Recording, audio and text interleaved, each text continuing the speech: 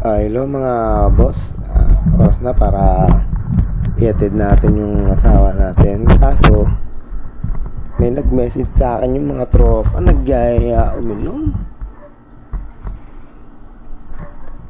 So, gawin natin, dadaanan natin sila. Pero yun nga lang, di tayo pwedeng kasi maghahatid nga tayo eh.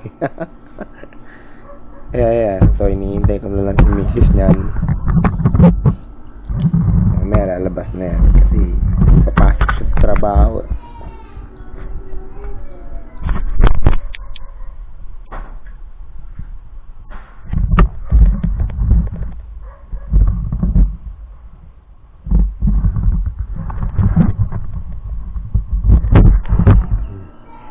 Okay, ayan na si misis. So, nagre-ready na kami. Nga balak, dadaanan ko muna yung mga tropa kasi yun nga, nakakaya naman kung hindi natin sila pupuntahan. Lahat pa naman sila nag-message sa akin. Pero yun nga, may purpose ako kung bakit. Kasi soli ko lang yung hiniram kong Tupperware sa kanila.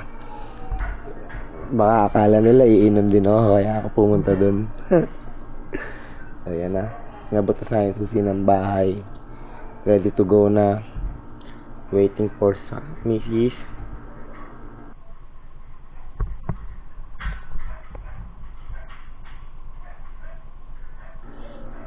Ayan, okay na. Let's go! Daanan muna natin mga tropa nito. Para hindi naman sila magtampo.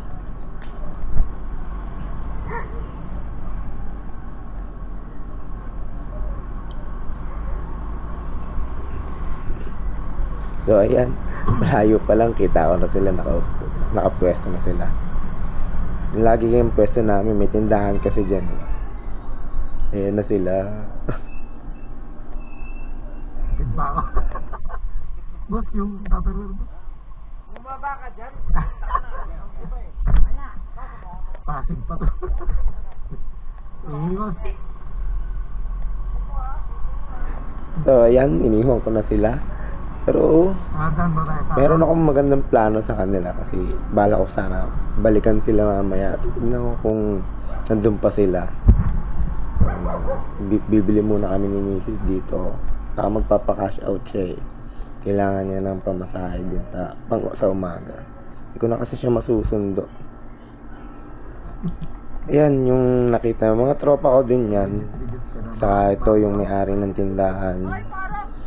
Lagi sa kanila ako lagi bumibili pagka inaabot na ako ng gabi. Kasi minsan kasi mga 11 or 12 gising pa sila eh. So sila na lang ang bukas. So salamat sa kanila. Ang tag sa kanila ay sila Cathy Store.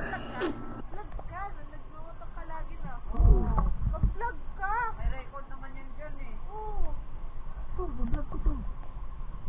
Dali ka usap. May ka-caption ko, nakakita ako ng text sa daan. Nakita ka ng sexy oh.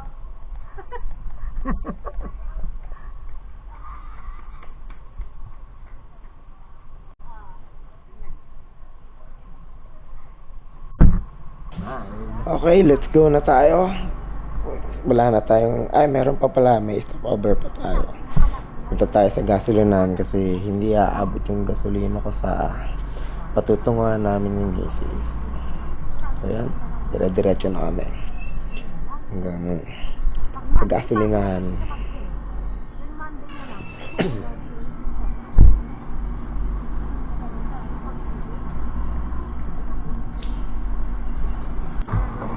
So ito guys, hindi ko na masyadong sinama yung papuntang gasolinahan kasi nagmamadali din ako eh. Para baka sakali kung hindi ko man isama yun eh, maabutan ko yung mga tropa ko nagiinuman doon. Pwede yun. Medyo na lang ako kasi ang hirap dito sa dinaanan ko. Sobrang traffic na. Ang tagal pa dahil naharangan kami ng truck. Grabe guys, sobra. Kaya ito mas pinabilis ko pa. Pati yung video, pinabilis ko na kasi kailangan ko na makarating agad sa bahay dahil syempre, inom na inom din ako eh. Sa amin, namiss ko yung mga barkada ko dahil ilang araw akong nawala eh dahil umuwi ako ng probinsya. Kaya ito, hinataw ko na. Pati video, hinataw ko na. Bahala na, may lubak dyan. Palit bearing na lang siguro. Ito, kaya sige guys, manood lang kayo hanggang sa maihatid ko si Mrs. sa trabaho niya.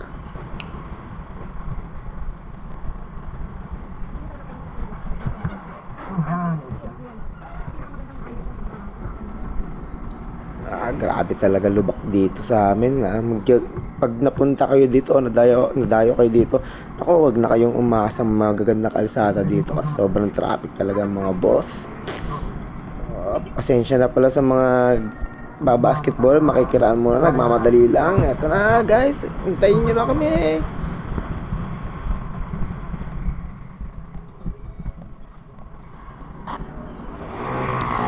Dire-diretso na. Yan na, si kuya, mas gusto niya pang uminom kaysa sa akin. Nagmamadali nga tal din siya. Oh. Hindi ko na siya nakita eh. Pero bahala siya, baka may inuman nga siyang pupuntaan.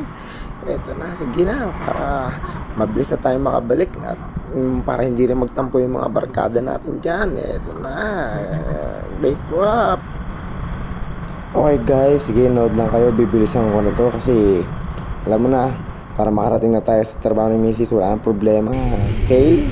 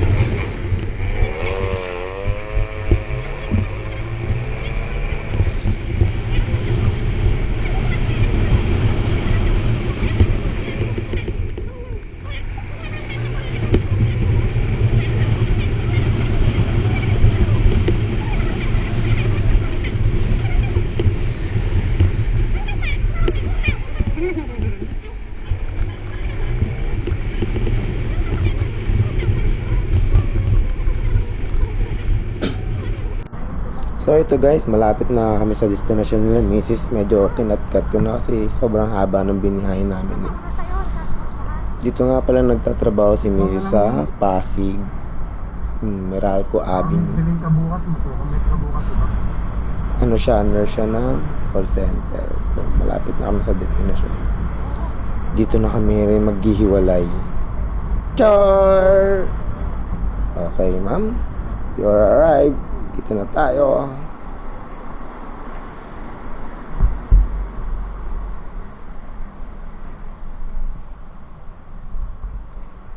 Gustunin mo ba ito?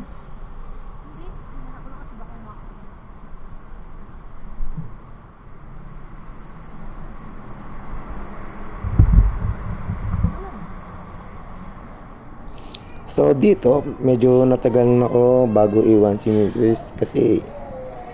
kasi parang gusto pang kumis eh. Ow! Pero pagbigyan, gusto eh.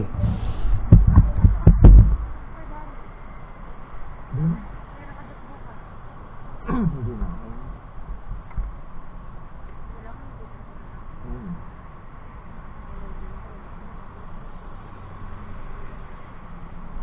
Sige na.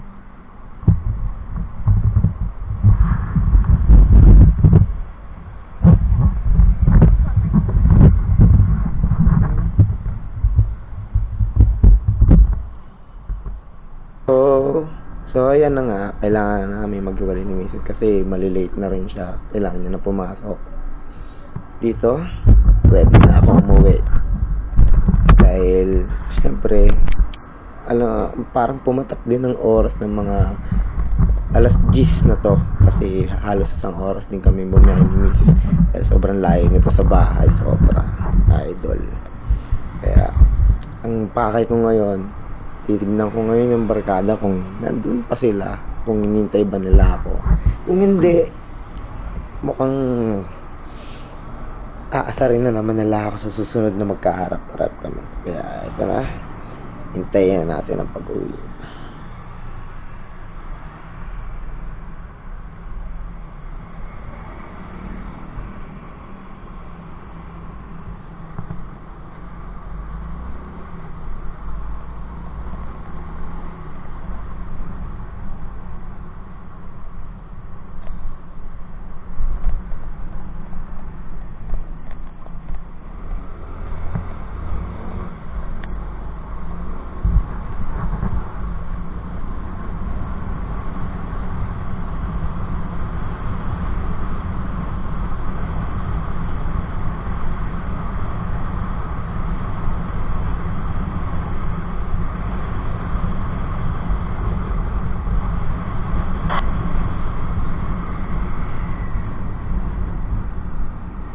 Nagtaka lang ako dito mga boss kasi kaka-red lang ng stoplight eh.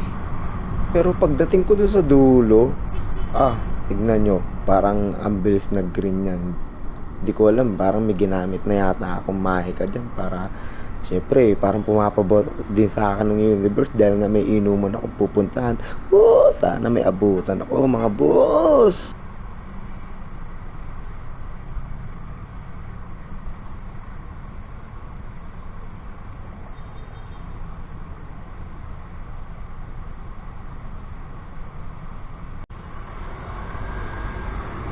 Ayan na nga, nag-green na nga. Sinasabi ko na eh. Ang bilis niya nag-green. So, ito na. Pwede na. Sige. Punta na tayo. Medyo nangangali na rin ako. Ayan. Tingnan mo, na dito na agad tayo. Malapit sa amin. Sa malubok na daan. Eto na. Tuloy-tuloy na tayo nito. Excited na ako. Ano kayo meron dun sa bahay? Maabutan pa ba ako?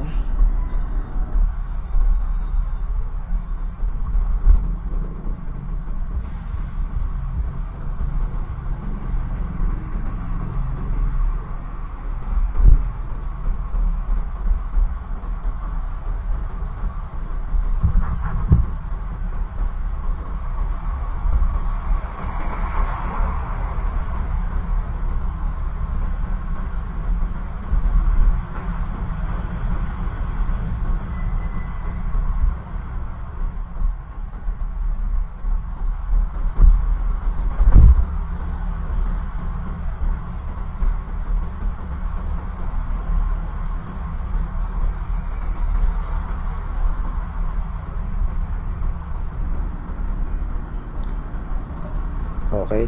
Yan, guys. Tignan nyo. Kita nyo naman kung gaano kalubok niya. Akala mo nilindol, oh. Ganyan ang kalsada sa amin. Kaya, good luck talaga sa mga bearing nyo. Lalo na kung di nyo kabisado yung lugar na to. Dudurugin talaga bearing dito, guys. Okay. Napakalapit na natin sa bahay.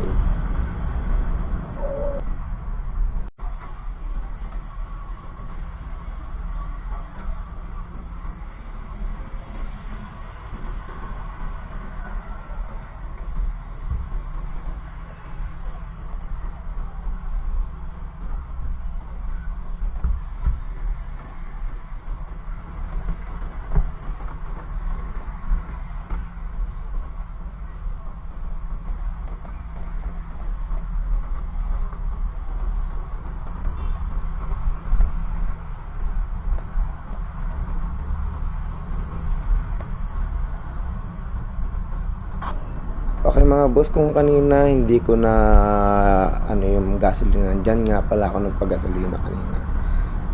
Malapit lang kasi yan sa amin. So, madaling puntahan at madali kang magagasan kung talagang naghihingalo na yung gasolina mo. Okay, nandito na tayo sa subdivision natin mga lods. Sa wakas, pakiramdam ko, sakit-sakit na ng likod ko mga idol. Medyo ikaw ba naman magbali ka ng Caloocan to Pasig, tapos balik ka ng Pasig to Caloocan. Tibay mo boy. Ito na, ano kaya itsura ng mga tropa. Nag-excite ako. Sana nandun pa sila. Pero kung wala, okay lang, may susunod pa naman. Tignan ko lang kung hanggang o anong oras sila lagi tumatagal pagka nag-iinom man.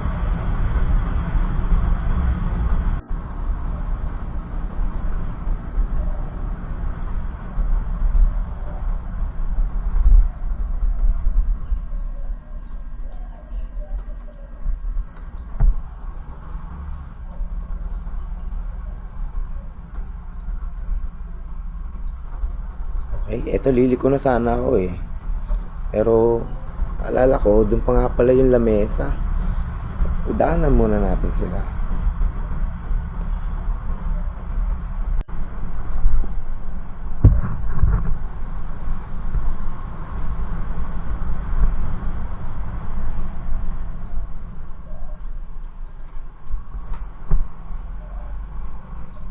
Eto na mga tropa. Titignan natin kung nandito na sila. At sana nandyan pa sila. Kaya medyo iiwas pa ako kasi susurpresahin ko sila.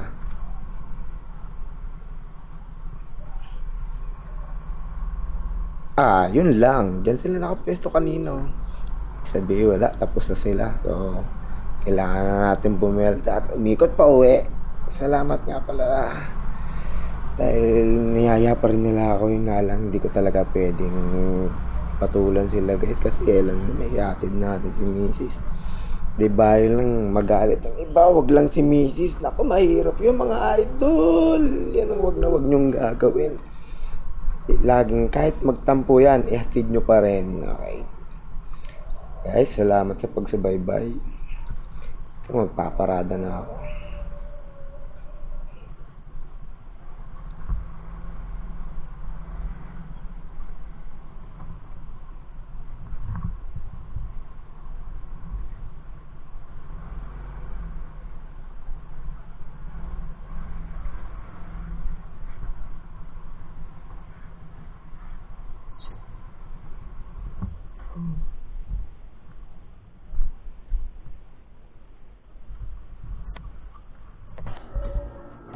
Grabe mga boss, sumakit talaga likod ko dito. Ang haba ng biyahe. Harap muna konti. Salamat nga pala sa mga nanood guys. See you tayo sa susunod na video.